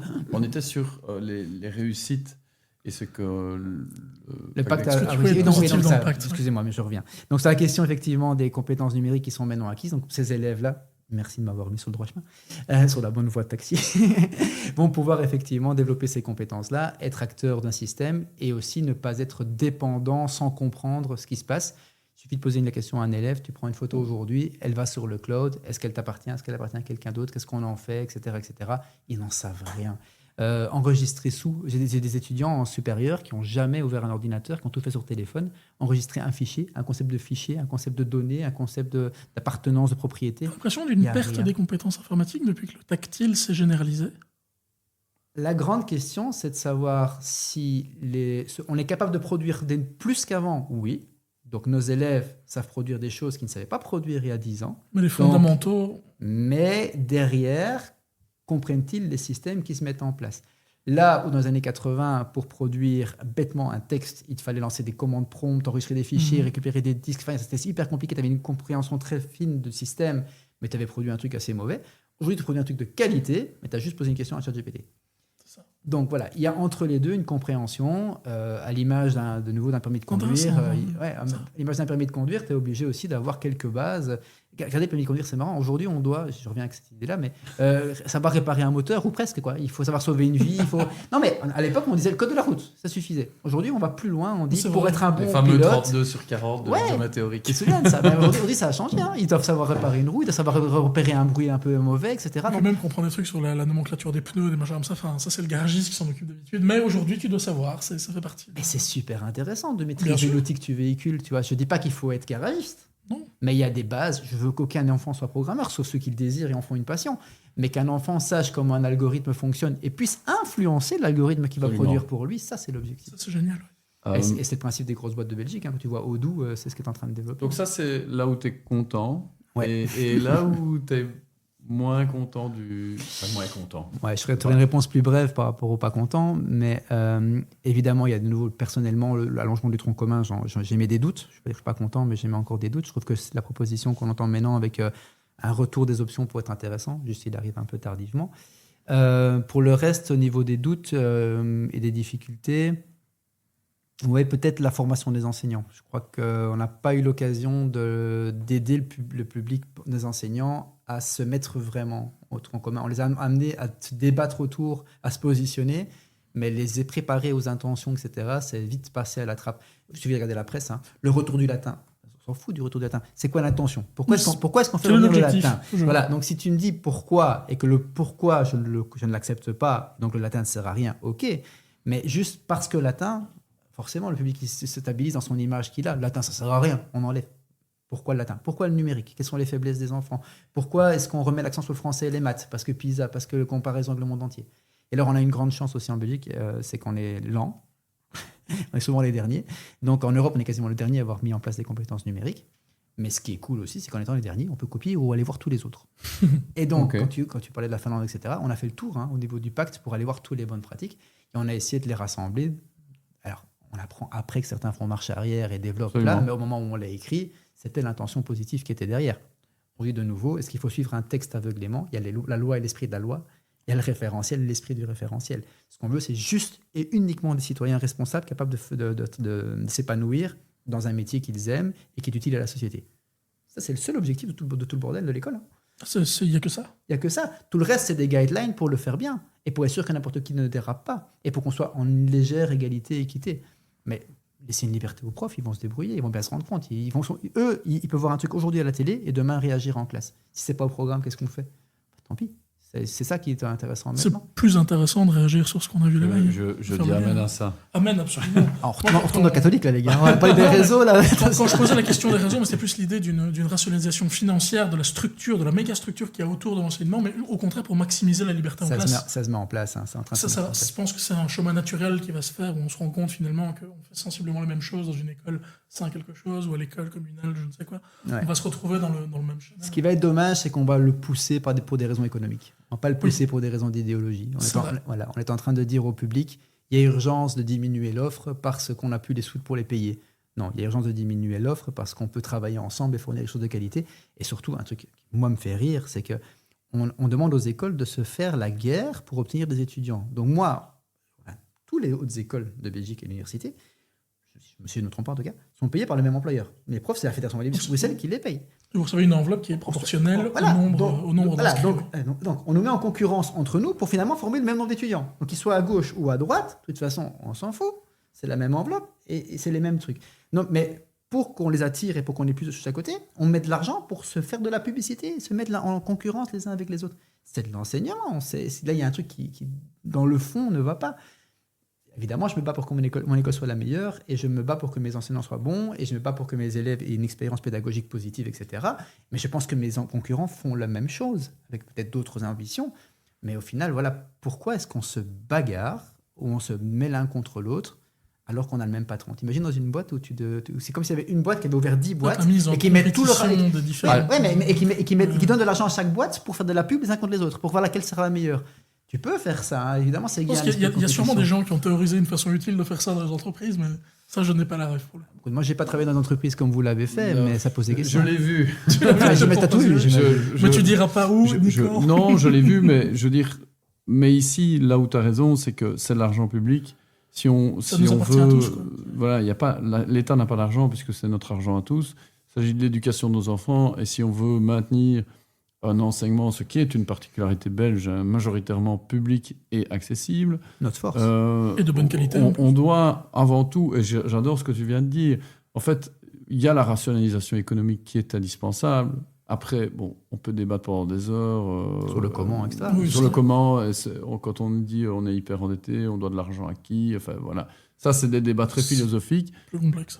Mais effectivement, là où je partage complètement, je plus sois, c'est quand tu dis c'est dommage qu'on y arrive comme ça, parce que ça veut dire que les gens vont y aller contraints, forcés, donc tu vas avoir des résistances énormes. C'est ça. Alors que ça serait tellement plus intéressant d'avoir de travailler ensemble dans une optimisation collective. Autre gros sujet dont on voulait parler, c'est la fameuse formation initiale des enseignements, l'allongement / la pénurie. Ouais. Alors ces deux on peut faire un lien. font-ils une corrélation statistique? Je ne sais pas. Avec en tu vas sous-question, nous le dans un dire. scénario de pénurie des enseignants, qu'est-ce qui justifie, d'après toi, le fait qu'on soit passé de 3 à 4 ans, ce qui va littéralement créer une année vide pour la formation? Cette année-ci. C'est mathématique. Fin d'année, on n'aura pas d'étudiants en Et septembre. ça passe pas auprès de pas mal d'enseignants. Ils se posent des questions du pourquoi, comment. On n'arrête pas de nous dire qu'on n'en a pas assez. Mhm. Qu'est-ce que c'est que ce truc? Tu peux nous éclairer un peu? Ouais, je peux essayer en tout cas de vous donner mon point de vue. Après, je ne partage pas le Pour point le coup, de vue de c'est tout le monde. question mais, naïve pour le sujet. ouais. On n'est pas enseignant, on n'a pas suivi cette formation, donc on n'est pas J'ai pas au courant. du tout suivi ce dossier. On n'est pas du tout dedans, mais c'est une on question va pas qu'on du tout on entend compétent. beaucoup les gens en parler. On va essayer de simplifier les choses, mais tout en étant cohérent. Il est clair que n'importe quelle formation à laquelle tu annonces une année de plus, ça fait plaisir. Parce que forcément, il y a beaucoup plus de savoir à enseigner. Il y a parfois aussi des arrivées dans les écoles qui sont avec des compétences plus basses alors, à l'entrée. Donc, tu démarres peut-être un peu plus bas en arrivant de secondaire pour certaines filières. Je pense notamment à nos enseignants préscolaires. Beaucoup viennent du qualifiant, donc il faut encore rattraper à certains niveaux pour pouvoir directement sortir avec les attendus. Et à la sortie aussi, le métier d'enseignant, il n'y a rien à faire. Il est beaucoup plus polyvalent et complexe qu'il ne l'était il y a X temps pour X et Y raison. Donc, rajouter une 4e année, de base, c'est une bonne intention. Deuxième bonne intention aussi, c'est se mettre sur les normes européennes. Parce qu'en Europe, il faut laisser 4 ans minimum pour devenir enseignant quasiment partout. Et donc, pour pouvoir avoir un diplôme... En France, professeur des écoles, c'est un master, donc tu as forcément... Ils sont en train de changer, hein, mais tu vois... Ils rétropédalent. Ils rétropédalent, justement, au moment où nous, on va vers eux. On en parlait tout à l'heure. Donc, nous, effectivement, sur cette idée de s'aligner, de pouvoir offrir de l'Erasmus, du coup, parce qu'on est aussi à des niveaux, etc., on y a vu plein de plus-values. Et on parlait même de 5 ans au départ. Avoir un diplôme universitaire avec un master, le compromis est arrivé à 4. Donc, que du positif dans l'intention. Après, à côté de ça, se passe le pacte d'excellence et se passent des décisions où on dit, parallèlement à ça, qu'on va attendre plus des enseignants. On revoit les niveaux. Je ne sais pas si vous avez entendu parler de ça, mais avant, on parlait des maternelles, des primaires et des secondaires. On était prof de maternelle, prof de primaire, prof de secondaire. Maintenant, ça ne s'appelle plus comme ça. On est section 1, section 2, section 3. Section 1, section 2, section 3, ça ressemble un petit peu, mais ça augmente les empans. Ça veut dire que, par exemple, les profs de Régenda, pour ne citer qu'eux comme exemple, ils doivent pouvoir donner cours aujourd'hui en première, deuxième, troisième, secondaire, comme avant, mais aussi en 5e et 6e. L'intention, elle est louable, c'est d'assurer une transition plus l'école douce. primaire, ça. Oui, en primaire, Okay. exactement. Excuse-moi, j'ai pas dit primaire. Donc, effectivement, l'intention, c'est de pouvoir faire un passage plus doux entre le primaire et le secondaire, qui était une rupture. Donc, les profs sont formés de la 5e primaire à la 3e secondaire. Ça veut dire qu'avant, sur leurs études... Dans toutes les matières, alors? Parce que le régent, lui, il était dans une matière régent... ou des régents en sciences, en français, en langue, il devrait être capable de gérer... C'est une des questions, une des problématiques problématiques qui est soulevée, effectivement. Est-ce qu'il devient un spécialiste de sa discipline, y compris en 5e et 6e, ou est-ce qu'on en fait un gars polyvalent parce qu'il pourrait être titulaire de classe? Donc, imaginez bien qu'en enseignant en 3 ans les maths, par exemple, aux futurs profs de première, deuxième, troisième, secondaire, aujourd'hui, on nous rajoute 4e et 5e primaire. Donc, ça fait 40% de plus de savoir et de compétences à faire développer chez les élèves en juste un an de plus. Première chose. Déjà, ça ne rentre pas. Mais en plus de ça, on nous a ajouté un truc, c'est que maintenant, les profs sont quasiment tous polyvalents, c'est-à-dire qu'ils ont 2 disciplines. Maths, par exemple, aujourd'hui, c'est maths et numérique. Quand tu fais prof, tu deviens prof de maths et numérique. Français, c'est français et EPC. C'est français et langue étrangère. C'est français, voilà, etc. EPC pour les études éducation. Éducation philosophique et citoyenne. D'accord. Ok. Tu as français et latin. Tu ne peux pas être prof de latin, tu es prof de français et prof de latin. Et comme ça, il y a toute une série où il y a maintenant le système des universités, il y a une majeure et une mineure que tu dois maîtriser. Donc, on te rajoute 40% d'empans, de nombre d'élèves à savoir former, et on te rajoute une deuxième discipline, donc 50% de savoir. 50% de plus, 40% de plus, avec une seule année de plus, tout le monde est frustré. Tous les profs ont vu leur nombre d'heures diminuer. Le prof qui enseigne aux futurs profs, je sais pas moi, la géographie par exemple, il avait 30 heures pour l'enseigner. Aujourd'hui, il en a 12, parce qu'il faut faire rentrer beaucoup plus de choses dans beaucoup moins d'espace. Et donc, il y a une certaine frustration collective. Et donc, s'il y a un malaise global, et par rapport aux étudiants qui rentrent dans ce système et par rapport à la pénurie, eh bien, c'est plus exigeant, beaucoup plus de cours, beaucoup plus d'évaluation, beaucoup plus de switchement de cerveau d'un savoir à l'autre, parce que beaucoup plus de découpes dans tous ces bazars-là, pour finalement une année de plus encore, et aucune revalorisation salariale derrière. On ne leur a pas dit, vous allez plus vous former et on vous donnera plus d'argent, vous allez juste plus vous former, et le système augmenter restera l'exigence, le mais on même. n'augmente pas la reconnaissance liée à ça. Ni la reconnaissance publique, ni la reconnaissance La financière, parce que les financière. deux vont de pair. On est en train de cracher sur la soupe des enseignants plutôt que de dire on est en train de les former davantage. Il y a un élan positif qui est en train d'être mis en place. Et surtout, on est en train de diminuer la différence entre être prof de maternelle, primaire, secondaire inférieur et prof de secondaire supérieur. Parce que pour être professeur de secondaire supérieur, tu vas à l'UNIF faire tes 4 années ou tes 5 années, tu fais encore une agrégation ou un truc du genre, et puis tu peux rentrer. Et ce parcours-là est beaucoup plus proche maintenant en durée que le nôtre. Mais c'est pour prester moins d'heures et gagner plus. Donc C'est celui vrai que qui la mise en hésite- compétition entre les deux, tu te dis, est-ce que je suis vraiment motivé à Et devenir tu- instituteur et et en- partie 1, en maternelle, où c'est vraiment très, très, très exigeant physiquement, etc., ou de se dire, moyennant une année de plus et un titre universitaire plus polyvalent qui me permet de faire d'autres Exact, choses, tout compris. je vais plutôt faire un master en physique et donner cours de sciences. C'est ce qu'on pense aussi. C'est ce qu'on pense aussi. C'est vrai On le vérifiera, mais en tout cas, il y a cette crainte, effectivement. Et puis, il ne faut pas oublier aussi qu'au niveau de la psychologie de l'enfant, le 12, 13, 14 ans, c'est des années particulièrement compliquées et lourdes pour un enseignant. C'est un vrai défi de donner cours dans ces âges-là, parce que c'est des âges où, d'un jour à l'autre, un élève est différent. Il a une hormone qui a évolué, ou quoi sais-je. Il y a telle ou telle opposition qui se met avec le système scolaire, etc. C'est très compliqué. Donc, il y a un certain confort, et un certain professionnalisme, une reconnaissance aussi sociétale d'être prof dans le supérieur, secondaire. Donc, voilà, il y a une compétition qui se met là, qui est un peu malsaine. Mais le problème, évidemment, derrière tout ça, c'est que c'est pavé de bonnes intentions. En fait, c'est ça qui m'énerve. Moi, je suis content qu'on ait passé à 4 ans. Je suis content qu'il y ait une polyvalence. Moi, je suis content que les étudiants aujourd'hui fassent le numérique en plus pour devenir prof. Je suis content qu'ils fassent l'éducation sexuelle et affective. Je suis content qu'ils fassent la citoyenneté. Je suis content tous ces trucs-là qui développent la différenciation. Ça s'est rajouté le co-enseignement. C'est des cordes à leurs arcs. Donc, je suis content de la réforme, mais son application, elle est douloureuse, nécessaire ou pas, c'est une vraie question. J'en sais rien. Je n'ai pas envie de répondre à cette question-là, mais c'est dur en tout cas. Ok. Mais donc, oui, ton message, c'est quand même, c'est une bonne chose.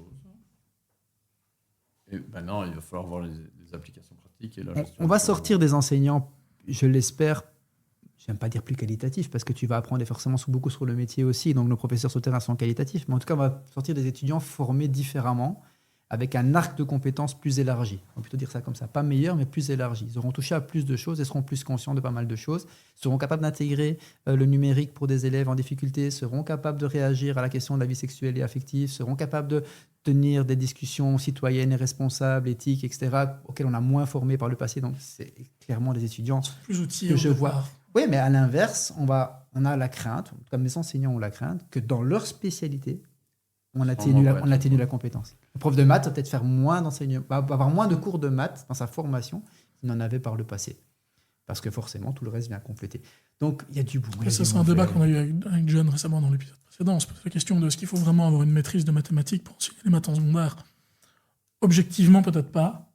En tout cas, la complexité de ce qu'on est en mesure de produire dans la discipline, quand on a une maîtrise universitaire dans cette discipline, est largement plus important.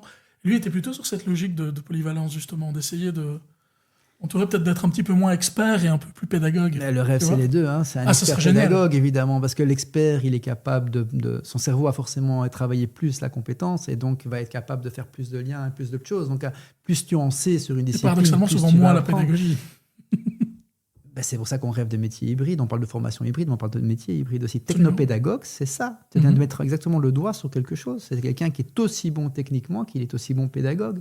Tu ne peux pas avoir quelqu'un qui est moins bon dans l'un des deux. On attend les deux. Et là, les profs, ça devient compliqué d'être parfois sur 3 casquettes, bon pédagogue, bon mathématicien, bon numéricien, pour donner l'exemple. Ça commence à être complexe. Hein, là, ouais. Ça devient compliqué, lourd, et nos professeurs dans nos hautes écoles sont toujours aussi exigeants, et ils ont raison, ils attendent le meilleur des élèves. Donc le prof de maths ne doit pas être moins bon que l'ancien. Donc le prof qui donne cours de maths veut qu'on aille aussi loin qu'avant, mais avec moins d'heures. Et donc ça devient des études qui sont Je lourdes. pense que ces difficultés-là sont liées à la pénurie d'enseignants qu'on rencontre actuellement. Non, la pénurie Le d'enseignants... combo, hein, le manque de reconnaissance au niveau sociétal, ouais, au niveau financier, la difficulté croissante du métier, la mutation du métier, les conditions qui changent, les enfants qui changent, enfin, tout change.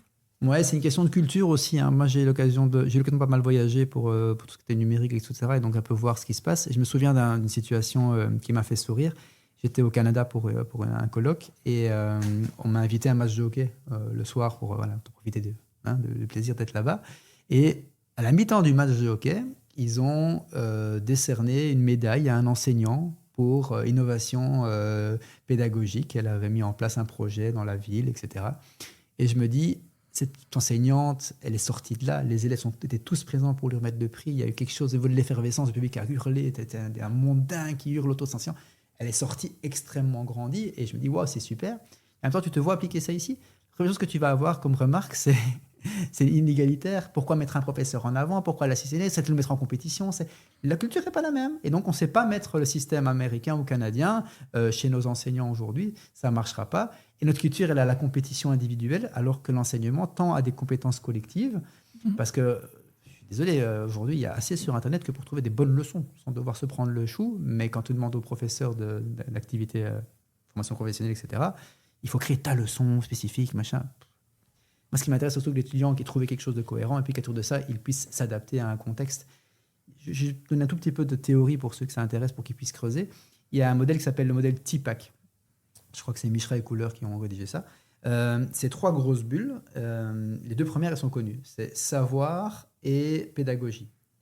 Et le croisement des deux, c'est le défi des enseignants. Je dois enseigner des savoirs et je dois choisir une pédagogie pour le faire. Et donc là, au milieu, c'est les profs. Ce n'est pas des maîtres du savoir, sinon ils seraient universitaires en sciences, en maths, etc. Non, ils ont des compétences suffisantes pour les savoir. C'est la discussion avec John Rizzo. Et à droite, ils ont des compétences pédagogiques. Ils vont essayer de croiser les deux. Ça, c'est l'intermédiaire. Dans TPACK, il rajoute une 3e bulle, c'est le numérique. En disant, voilà, est-ce que les savoirs doivent changer parce que le numérique est là?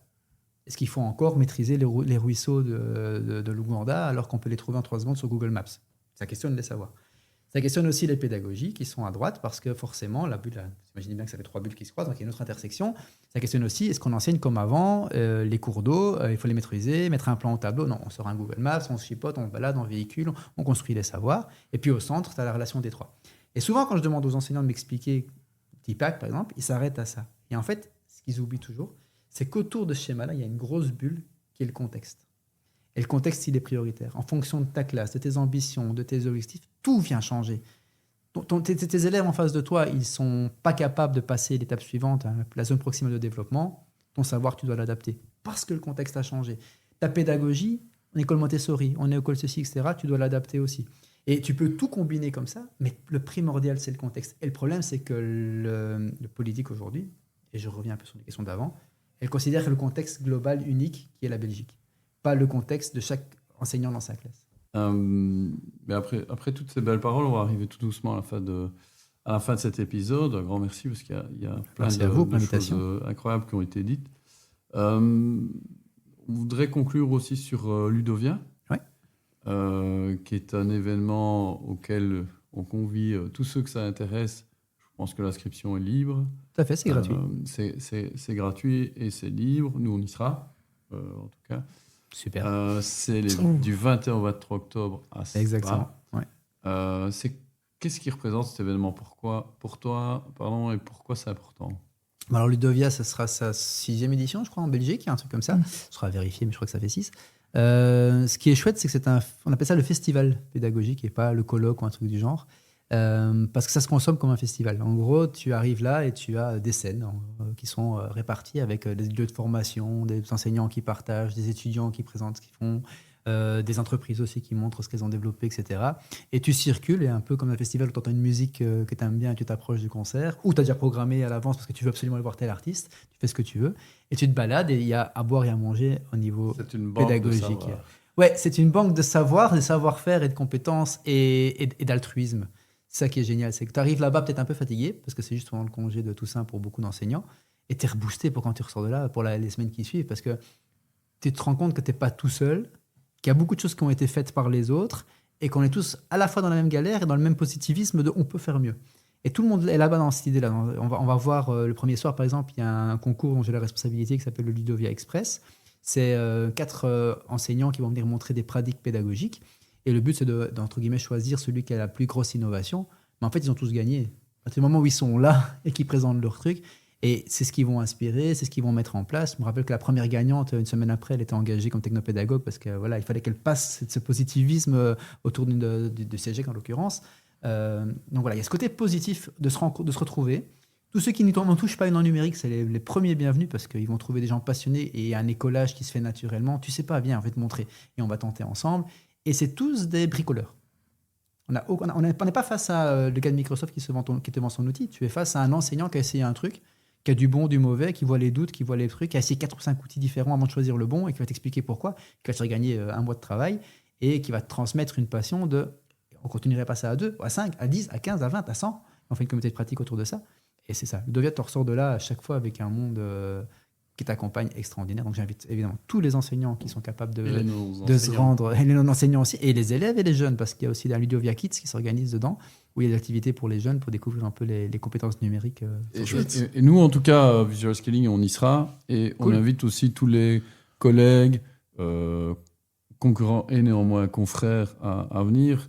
Et aussi même aux responsables formation des boîtes, parce qu'il y a un truc, moi, que je pense vraiment, dont je suis convaincu, pas du tout pour amener l'idéologie néolibérale ou uniquement une approche commerciale dans les écoles, mais c'est que je pense qu'il faut beaucoup plus d'échanges entre les gens qui sont dans la formation professionnelle en entreprise et le monde de l'enseignement, et les professionnels d'entreprise et le monde de l'enseignement.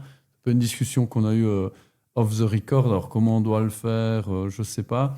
Mais ça, c'est le genre de lieu où ces gens peuvent se parler, se rencontrer. Et nous, en tout cas, des enseignements ici que j'ai du podcast jusqu'ici, c'est qu'on se rend compte qu'on a les mêmes problématiques. Et que, en fait, on doit beaucoup plus se parler et arrêter de se méfier les uns des autres. Et ça, c'est le genre de lieu où on peut le faire et où on sera tous en plus passionnés par une chose, c'est comment nos collègues, quand c'est des collègues, ou nos élèves peuvent apprendre mieux à utiliser la plus-value pédagogique. Je sais tous ensemble découvrir. En tout cas, on mettra en description du podcast l'intégralité des liens qui vous emmènent vers le site officiel de Ludovia pour vous inscrire. Évidemment, le lien ne fonctionne plus après le salon, donc on rappelle les dates, Michael. C'est 21, 22, c'est ça? C'est toi qui me l'as donné. Du 21 au 23 octobre. 21 au 23. Chaque année, ça change. ASPA. C'est compliqué. Et c'est ASPA qui est toujours dans la plus belle province du monde. Province de Ludovia a une seule obligation, parce qu'il y a des Ludovia en France, en Suisse, etc. C'est obligatoirement dans une station thermale, on n'a pas le choix. C'est dans le contrat de base. Donc ça se passe au Chaudfontaine ici, il n'y a pas trop. Voilà, donc ça laisse à limiter les choix, c'est pour ça qu'on n'ira pas vers Bruxelles, ce genre de choses, même si c'était avec un grand plaisir. Mais voilà, donc il faut savoir aussi qu'il y a effectivement Ludovia France, Ludovia Suisse, etc. Et donc si Ludovia Belgique vous plaît, allez faire un saut un jour à Ludovia France. C'est la même expérience multipliée par 20, par 30. C'est toute une ville qui s'arrête pour Ludovia. Toute une ville. Ok, intéressant. Soyez les bienvenus. Tu as aussi écrit un livre et tu peux nous en dire un peu plus sur ce livre et le message qu'il y a derrière plaisir, oui. Et à qui est-ce qu'il s'adresse? Alors ce livre avait pour objectif de répondre à un besoin, c'est ça l'intérêt du bouquin, c'était de transformer les compétences numériques attendues par les nouveaux référentiels en leur donnant du Digicomp. Sens. Oui, a été transformé en... J'ai bien écouté, monsieur le professeur. C'est vraiment toute la terminologie. Le Digicomp européen a été transformé en un référentiel FMTTN, ça s'appelle comme ça. Et ce référentiel-là, il est classé après par année. Donc un prof qui arrive, qui débute, il prend son année, il voit les compétences qu'il doit enseigner et il travaille autour de ça. Moi, ça me frustre de me dire, rien n'a été pensé comme ça. Tout était pensé par continuum. Un étudiant, il a tel âge, à tel moment, il évolue, il fait ça à ce moment-là parce qu'il a déjà appris ça, parce qu'il va apprendre ça ensuite, etc. Donc l'idée du bouquin, c'était de dire d'où viennent toutes ces réflexions, comment est-ce qu'on avait fait pour produire un référentiel comme ça, donc le parcours Digicomp, etc. Et puis après, concrètement, cette compétence-là, elle s'appuie sur tel savoir qui a dû être enseigné avant, elle vient sur ça, et comment faire une continuité logique. Et alors j'ai été aidé par Audrey Kums, que je salue d'ailleurs ici, qui était très aidante, qui elle a trouvé des pratiques concrètes de terrain. Donc elle a à chaque fois dit, voilà, en quatrième primaire, on doit apprendre les premiers pas de la programmation, parce qu'on va apprendre à programmer en quatrième primaire maintenant, en cinquième primaire, je suis embrouillé, en cinquième. Et elle a trouvé des exercices concrets que les enseignants ont mis en place, elle a mis les liens, etc., pour aller voir ce qui se fait. Donc ça peut aussi inspirer sur les pratiques. Donc donner du sens à l'apprentissage, moi, c'était une de mes grandes ambitions, et exemplifier un maximum pour que les gens soient à l'aise. Et pour compléter, ça c'est pour l'avenir, je suis en train de travailler sur un manuel. Donc pour le décliner en exercice pratique pour les classes. Il faut sortir l'année prochaine normalement. Et là, pour la première secondaire, c'est là-dessus que je me suis appuyé. Chaque année, on sortira un modèle secondaire 2, secondaire 3. Si le secondaire 3 existe toujours en tronc commun.